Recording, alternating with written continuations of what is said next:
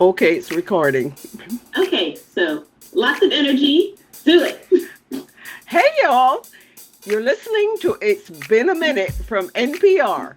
Here's your guest host and my daughter, Tracie Hunte. Let's start the show. Hey, friends and soon-to-be new friends. I'm Tracie Hunte, and I want to thank my mom, Monica Hunte, for introducing me. I'm your guest host for the next few weeks, and I'm so excited to be here. So last week, over a plate of prosciutto and fresh mozzarella, I asked a friend if she was listening to any new music. So we started talking about Beyonce, obviously, and then shifted to Megan Thee Stallion and Cardi B. Whether it's getting ready for a big interview or a night out dancing, nothing gets me more hype than Meg's Freak Nasty. On my shoes quick, calling him a trick. If he only buy your food, hey, freak nasty. Ice on my neck, let it drip down my chest. But my friend told me she was becoming a little disenchanted with these artists. She wanted to know why all the music had to be like that. Songs about sex, money, and basically talking about how hot and amazing you are. At her age, in this economy, what on earth does this music have to do with her? This is one of the themes on Issa Rae's new HBO show, Rap. It follows two female rappers in Miami. And on the show, they confront questions like, what should they be rapping about and who are they performing for? My art is not for the male gaze. Girl, what the gay got to do with it? No, like male gaze, like patriarchy. And a warning to listeners, we're going to talk frankly about sex and women's sexuality in this segment. And you might hear a few more bleeped curse words than usual. I mean, there's a swear word right there in the name of the show. To dive more into rap and what it's like for women trying to break into hip hop and what we expect from them, I talked to culture and music journalist Naima Cochrane. She knows all about that struggle. She spent years working in the industry as a marketing executive. I was on Usher's 8701 project, Pink's Misunderstood, Outkast's Stankonia, to John Legend, I Broke the All of Me record, Beyonce's 4 album, Maxwell's Black Summer's Night. So you're uniquely the perfect person to talk to about this stuff with, okay? I think so. Yeah. So the show is about two young women in Miami, Shauna and Mia, who were friends in high school. They recently reconnect, decide to start a rap group. Can you tell me like your first impressions of the show and what you like or maybe didn't like about it? My first impression was that it was fun, but also that it was realistic. Oh, okay, yeah. I mentioned to a friend that I was happy that we're at a state in hip hop again where a show about two women trying to get on is feasible and possible. Right. And not only that, but loosely based on two actual women who are rappers, right? Yeah, the City Girls, right? Yeah, Carisha and JT, who are also executive producers, which I love. Yeah. I think 10 years ago, there was a lot of debate about, who's the queen of rap. Right. And there only seemed to be like one in the spotlight, Nicki or Lil' Kim or, whatever. So what changed so that we have so much more room for female rappers to dominate the chart? I've been trying to figure that out for the longest. We really went through 10 years with just really one female rapper who was hitting crossover airplay. And that's Nicki had that 10-year reign or whatever. I'm baffled about it to this day. I think what might have happened first and foremost was that women in hip hop usually came out of crews. There was usually a male producer behind them, like Rod Digga coming out of Flip Mode, Kim coming out of Junior Mafia, Foxy kind of initially being co-signed by Jay, then by Nas, and the whole Firm situation. Even Light was kind of put on, who was the first female rapper to put out a full album, was put on by Schoolie D and Milk. So I think one of the things that happened was Nicki was part of one of the last hip-hop crews. We don't have them anymore. Young Money is one of the last crews. So I think for a minute there was just this thought that women couldn't break unless a man co-signed them. Right. And Cardi through very unconventional means, a combination of social media and then reality TV, and then just having a fire song catch on. I don't dance now, I make money move. Say I don't gotta dance, I make money move. If I see you Was the first woman we'd seen in a very long time who came out on her own strength, not part of a crew, not co-signed by some established male artist, none of that, just on her own. And I honestly think that blew the gates wide open for other women, because the other thing is Nicki didn't collaborate with other women in hip hop. Yeah. You know, and that could have been helpful. I'm not going to, make a judgment call about it because I don't know the reasoning, but she didn't. The fact is that she didn't. Yeah. Cardi did. And Cardi would show love, give shout outs, etc. And now if you look at, we got Cardi, we got Meg, we got City Girls, we have a whole bevy of artists popping in Texas. We got, new folks coming out of New York. Rhapsody was around already, even though she's considered like maybe a little more niche because she's conscious. emit like rap or emit till. I drew a line without showing my body, that's a skill. Bad to the bone and the grill. You be dead wrong if looks kill. I'm still on my spiel in the spirit of El Hill. But, there's an array now. So I'm thrilled to see, that we have enough women now so that, we can do a show about women trying to get on and nobody's like, oh, this is unrealistic. Yeah. So the main conflict of the show is between Shauna and Mia. Like, Shauna's lyrics are about politics and social change, and she wears a mask. 20 years before you finish, and then boom, I hit you with that interest. Forgetting that education's the American dream, and I'm that Sally Mae. I want seduces schemes. Shauna's doing so much. God bless her. Yeah. So much. So, so much with so little, I have to say. Right. So much and nothing at the same time. Poor baby. Yeah. Yeah.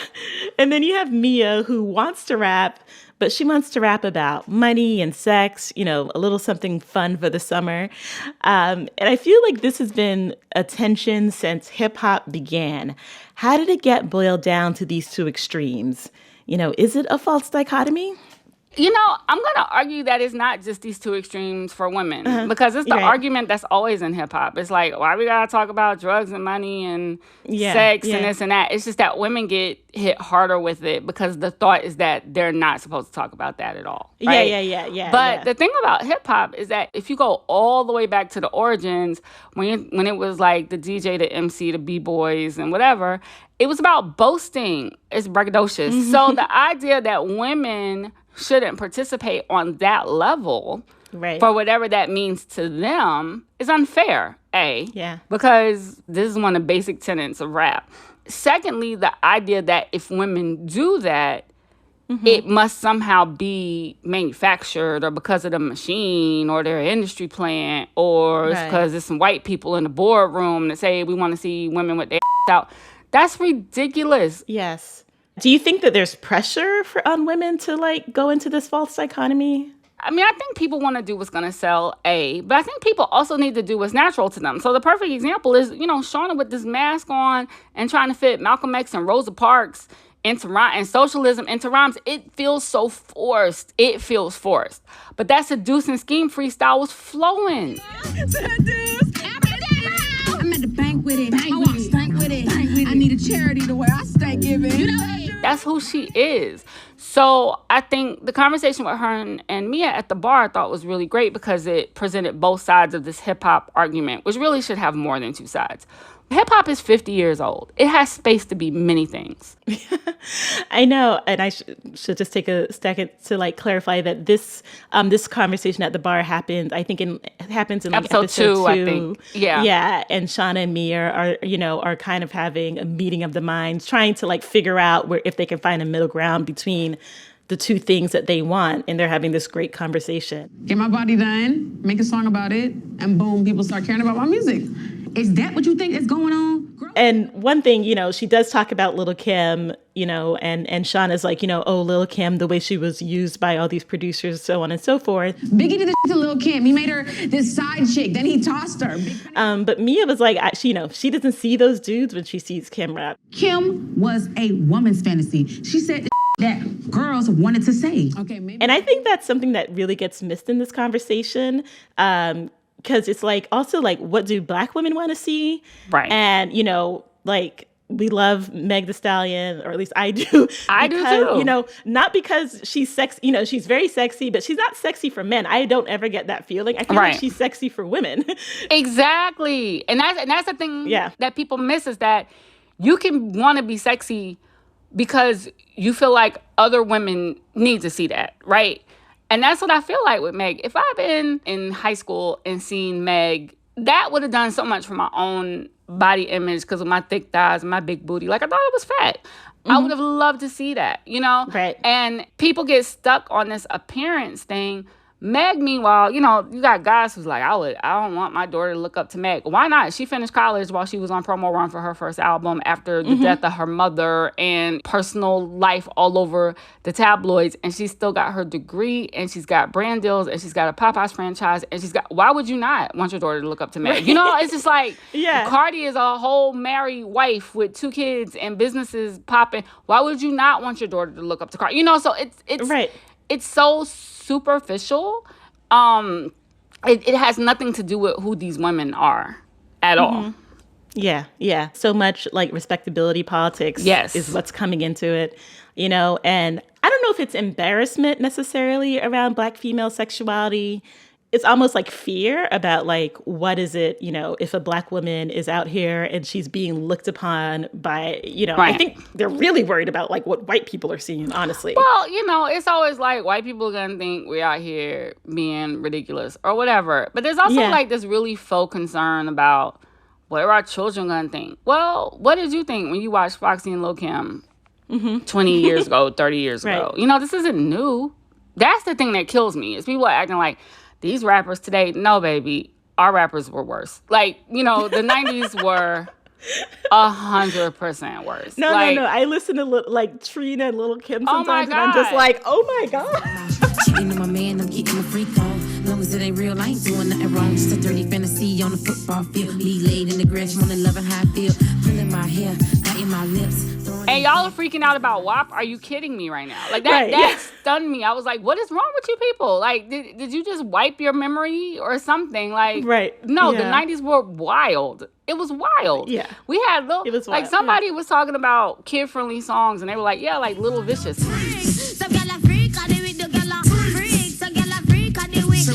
Like, have you listened to the lyrics of the song? This is who you want. This is who you're saying that your kids should be listening to. You're saying that the kids should be listening to the little boy rappers who say that Aisha gave up the cookie for a letter and some candy. That's what you think. Right. Like, y'all just weren't paying attention. That's it. Yeah. None of this is new. None of it. None of it's new. Yeah.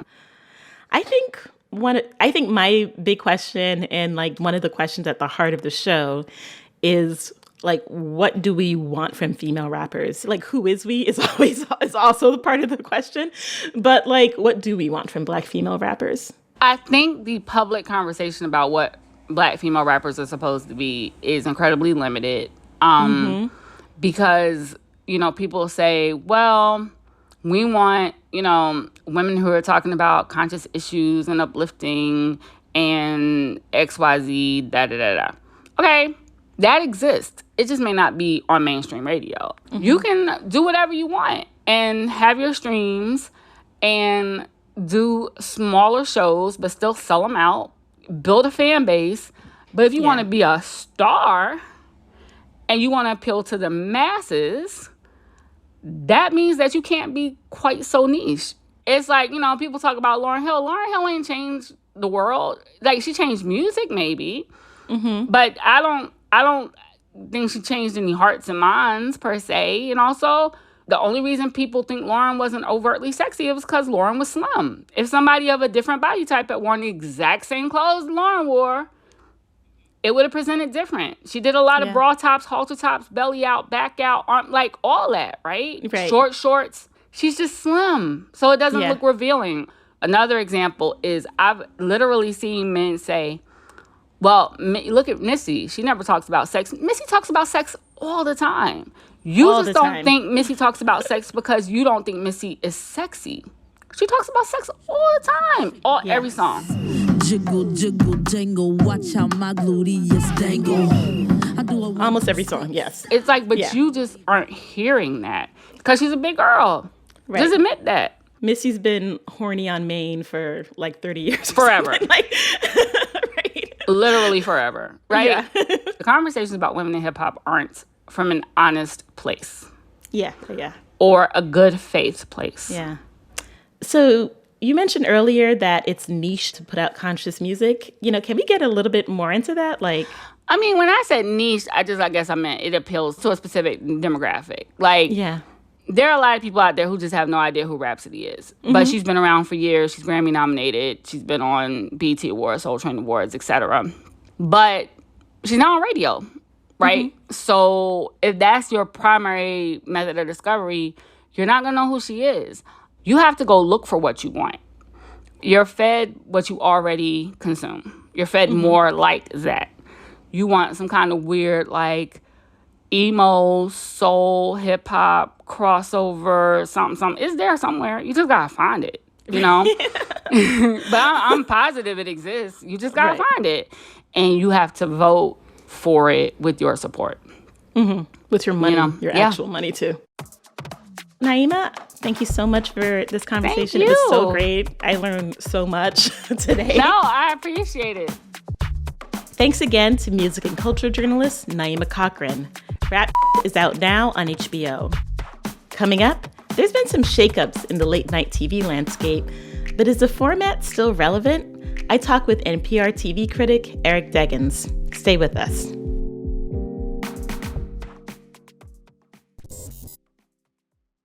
Just last month, 2 late-night TV shows that many thought were finally diversifying a very white, very male space were canceled. Hi, welcome to Full Frontal. I'm Samantha Bee. Full Frontal with Samantha Bee on TBS Welcome to Jesus and Mary. and Jesus and Mero on Showtime.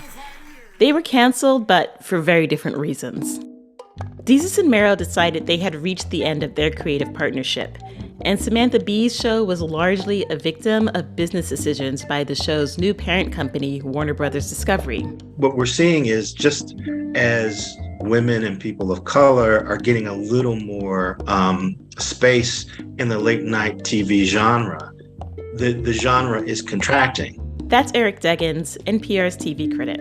It's not as if the cancellations are directly connected to any kind of diversity issue, but it's creating a diversity issue anyway because, of course, the first shows that are going to suffer from this are shows that maybe have smaller viewership and maybe were younger, were established more recently. Yeah, it kind of reminds me of like last in, first out almost. Yeah, in a way.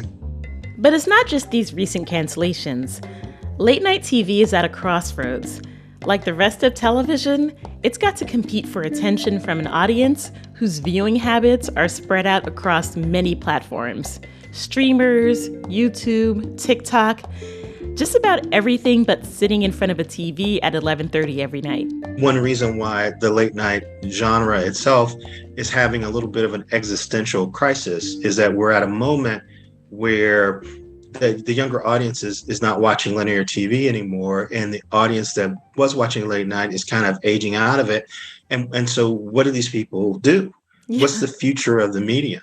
Eric wrote recently about the shakeups in late night TV. And it also got me thinking about the future of the medium. But first, we have to talk about what late night has done for comedy.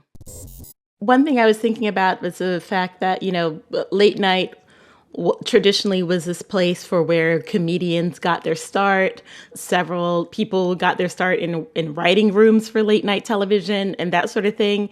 And now that's completely changed because if you're a comedian, the best way to get your name out there is YouTube, Twitter, and TikTok, it seems. Well, I don't know about that. I mean, it depends on what kind of show business you're talking about. Right. Okay, maybe not the best place to get your. I think we're right at the point where that is starting to change.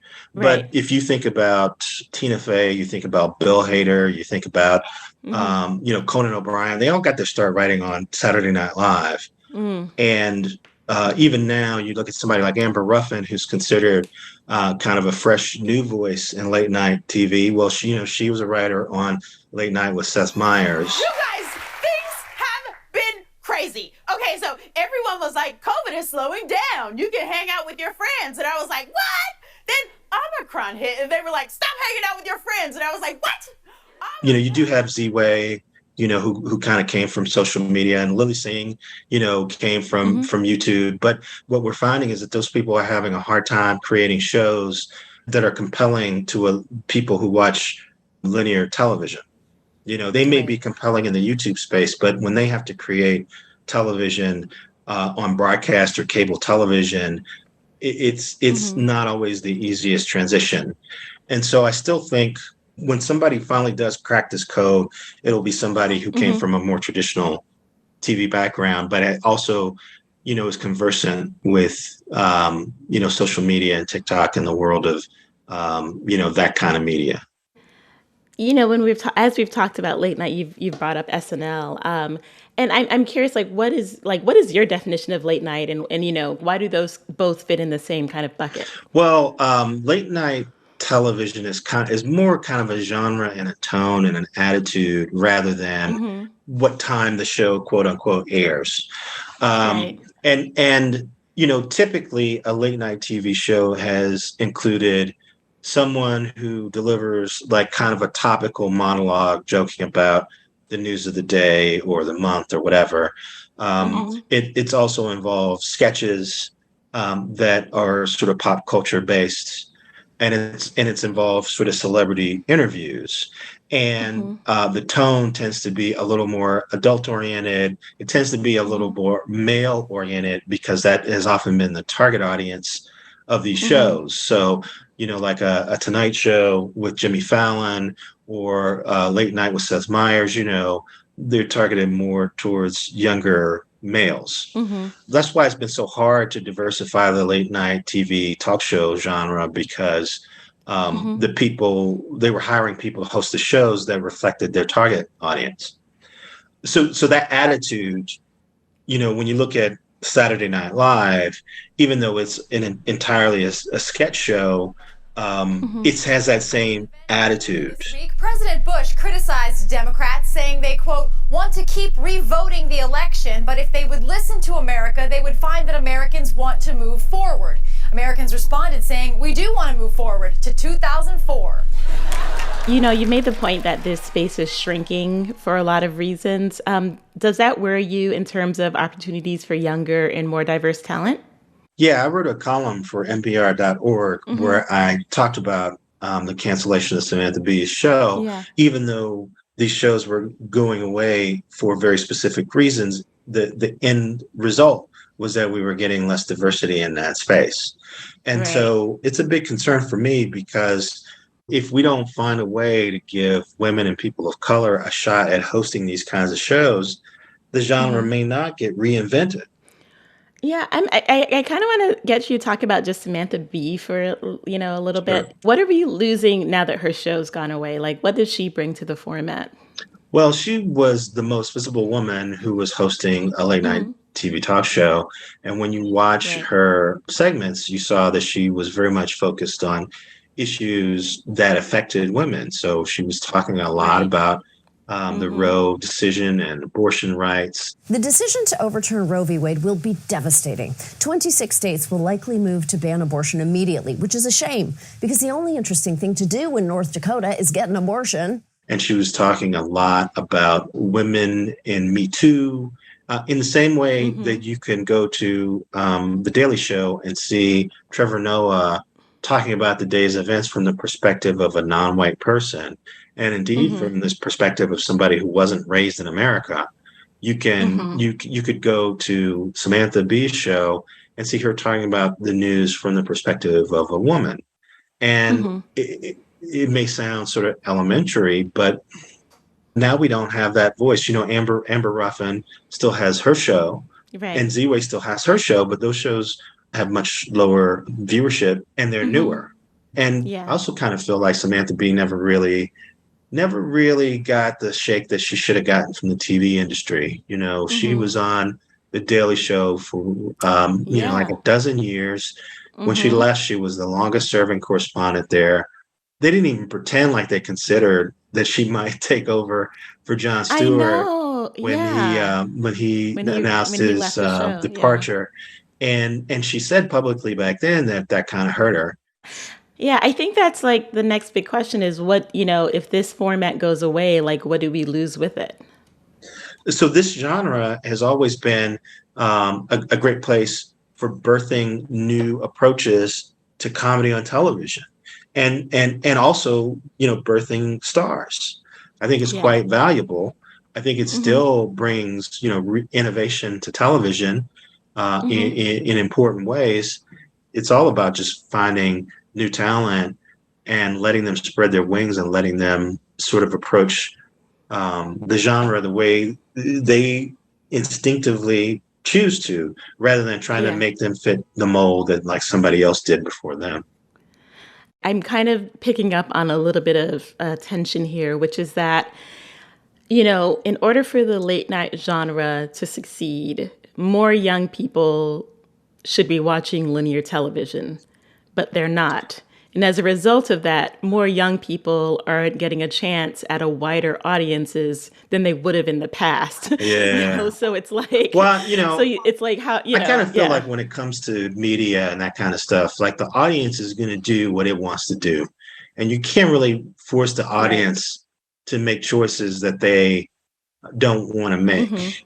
So I think what we really need is a talent that can reach that audience where they are, that can create a compelling linear show that also has offshoots that go onto social media that are successful there.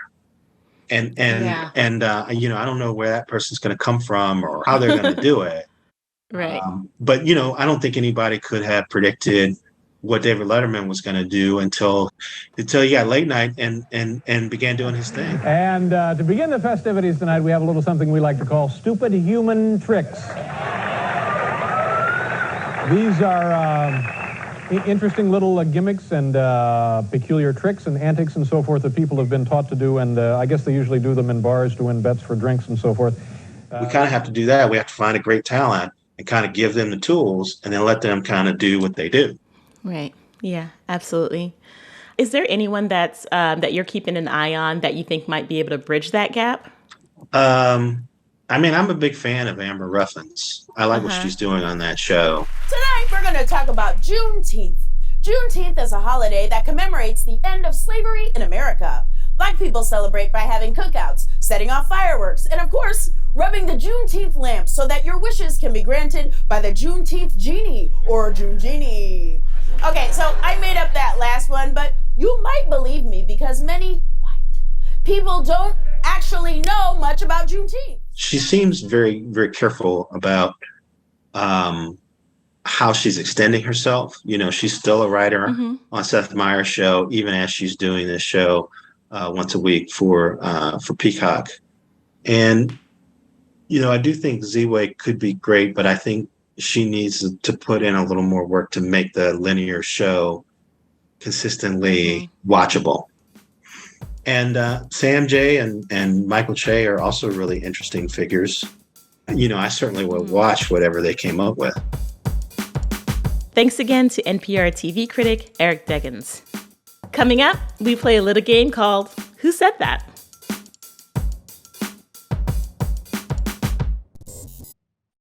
You're listening to It's Been a Minute from NPR. I'm your host, Tracie Hunte, and I'm here with two of my amazing colleagues from WNYC, Radiolab editor and producer, Alex Neason. Hey, Alex. Hi. Hi.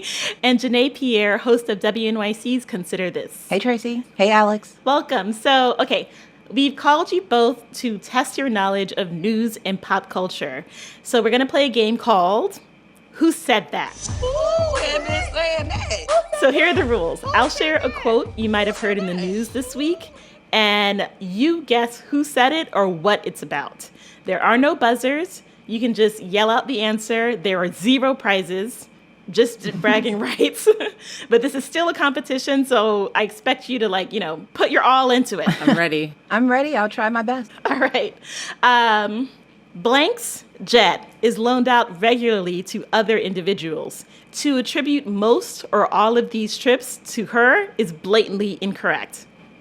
Taylor Swift. Yes.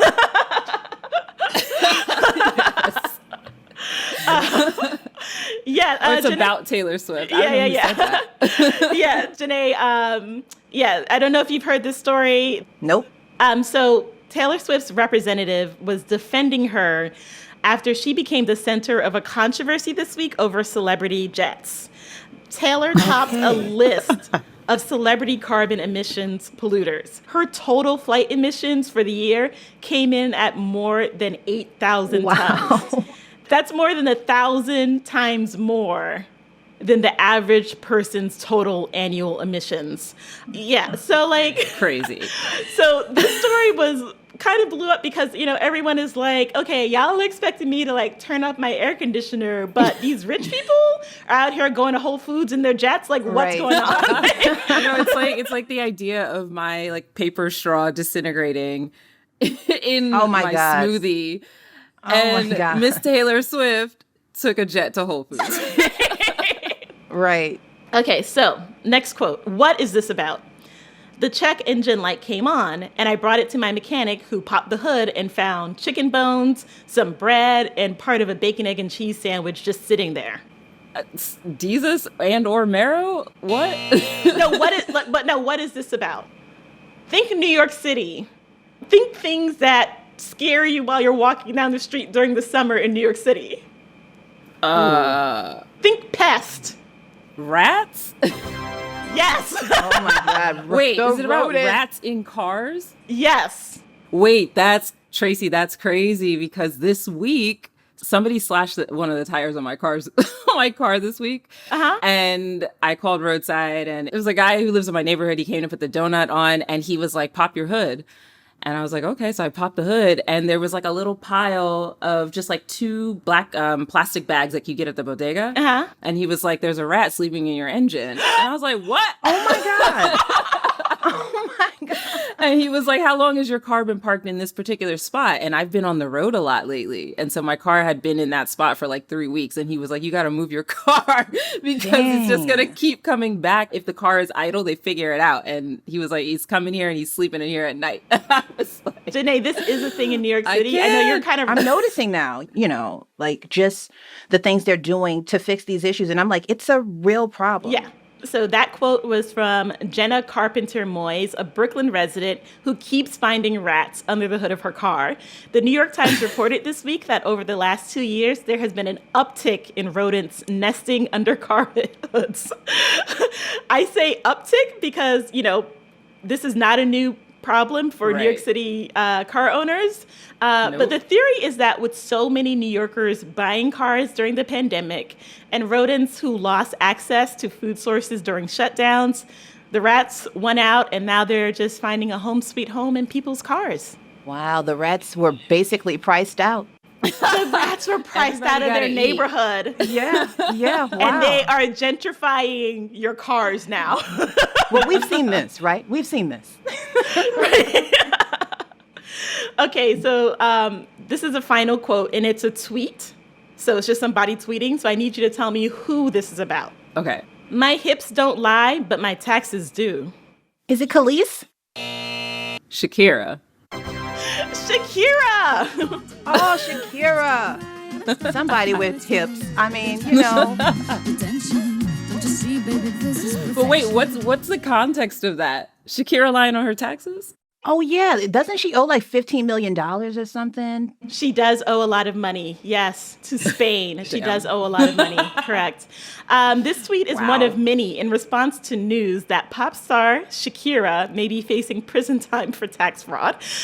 Prosecutors in Spain are charging her with failing to pay the Spanish government $15 million in taxes between 2012 and 2014. They're asking for a sentence of 8 years and 2 months in prison if she is convicted in her expected trial. A date has not been set. 8 years? Wow, that's crazy. I'm sad for my girl, but also you got to have better financial people in your circle. Yes. Right. What's going on? Shakira, girl. There was also another tweet where somebody was like, on one hand, I don't like it when celebrities avoid their taxes. On the other hand, I don't have a problem with Shakira stealing money from the Spanish government. It seems like reparations. Listen, I was about to say, let's go. There's some like cosmic satisfaction here with like not paying taxes to the colonizer. I'm like, I can see that. I'm not as bothered. You're just not as bothered. Yeah, same here. I'm not. I want to be. I want to feel like, no, I'm not bothered. I can't even pretend. Can't even pretend. The righteous outrage is just not within me to come out. I'll say that, like, I knew that because hips don't lie. Like, I knew that was Shakira, but I was not aware that she was in some like tax trouble this particular week. So I'm going to split this in half this point. So Janae, you get half a point. I'll take a 0.5. But Alex, you still won with 2.5 points, and Janae, you got half a point. So you got on the board, Janae, and you deserve credit for that. Thank you. I was just trying to be on. I also held on to Khalees because I thought, a question may have appeared about Beyonce's Renaissance album. So I just held on to Khalees for the. You know what? Khalees was one of the finalists for Who Said That this week, and I felt protective of Khalees because I feel like people are like dragging her so much, and I didn't want to. I didn't want to unintentionally continue the drag. So we didn't want to contribute to the noise because I didn't want to contribute to the noise of Khalees. A visionary. Yes, absolutely. All right. Thank you so much, Janae, Alex. Thank you so much for playing. This was so much fun. Yeah, no doubt. Thank you. Thanks for having us. Thank you for having me, Tracie. This was great. This episode of It's Been a Minute was produced by Barton Girdwood, Andrea Gutierrez, Liam McBain, and Janet Ujong Lee. Engineering support came from Hannah Glovna, Natasha Branch, and Stu Rushfield. Our intern is Ahianeta Aragon. Our editors are Jessica Placek and Jessica Mendoza. Our executive producer is Verilyn Williams. Our VP of programming is Yolanda Sanguene. And our big boss is NPR's Senior Vice President of Programming, Anya Grunman. All right, thanks for listening. I'm Tracie Hunte. Take care.